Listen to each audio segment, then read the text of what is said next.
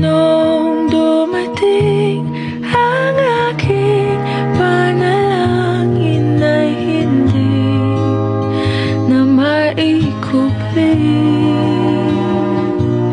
Ang pag-asang nahanap ko sa iyong mga mata at ang takot kung sakali mang ika'y mawala. At ngayon,